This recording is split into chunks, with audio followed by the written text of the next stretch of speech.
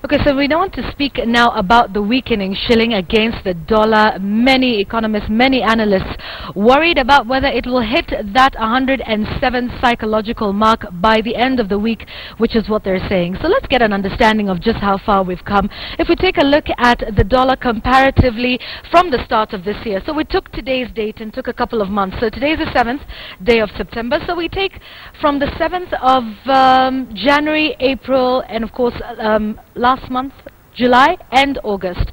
So take a look at how far the dollar has gone over time. So in January, the US dollar was at about 90.91. It went up to 92 by the month of April. And when you take a look at where it was by August, it was at 101. And of course, today closing at around 106.5 thereabouts. Now, this has been what's been going on with it. Why is it going up? Well, it's basically the laws of supply and demand. When you have many dollars circulating within the economy, the prices go down. Now, why do we have a shortage of dollars and therefore an increase in the price? We're spending a lot of dollars and therefore there are fewer dollars in the Kenyan market. Why are we spending dollars? Well, some say everything we're doing in terms of infrastructure, things like the SGR, we're buying a lot of steel, a lot of cement as a government, as a country, and of course this is done in dollars. Therefore, the local market is starved of dollars, and it's also about the current account deficit where we're buying more than we're actually selling as a country, meaning we're importing more than we are exporting. Also, of course, tourism, we're having less tourists coming in, and you know they bring in foreign exchange, that's the dollars, that's at an all-time low at this point in time. So what is it, if we can just go back previously, so what is it that then the Monetary Policy Committee does? Is to increase the interest rates. They've done that over the last couple of weeks, from 8 months rather, from 8.5 to 10% to 11%. Now, we'll talk about why this is important at some point. Now, those are some of the internal factors. There's also, of course, the external factor, which is what is going on in the US, and they're talking of increasing the interest rates from around 0.25% to about 1%. This means then that investors will remove their money from emerging markets like Kenya and in Africa and take them to the US, which is a safer investment, and perhaps go into treasury bonds in the US. All right.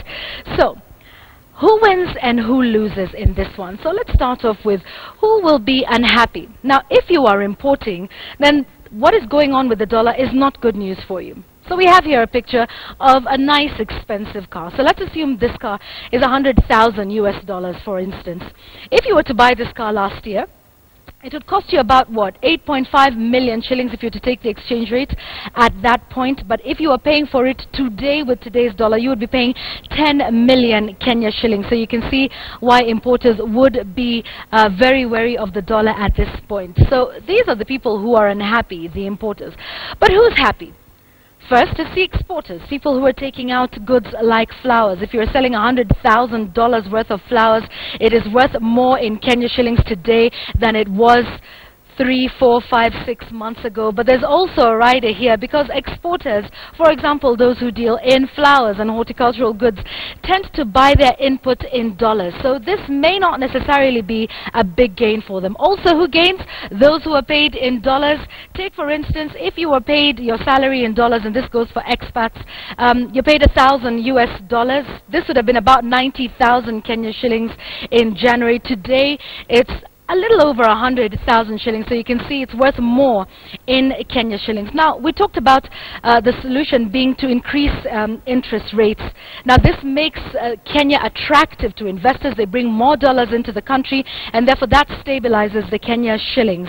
Now, it is bad for business for those that would like to take loans to expand, because this means they're paying more over time. And if your interest rate was variable, then it means now you'll be making your payment over an even longer period of time. Now, that 107 that they talk about being the psychological mark, there's some analysts that say, listen, it doesn't matter whether the dollar is at 107 or 120 or 95. What they're more concerned about is the volatility of that it needs to be stable. This going up and down over months is bad for business planning and also bad for tourists. So we wait to see what happens with the Monetary Policy Committee that meets on the 22nd. Will they increase the interest rate yet again up from 11%?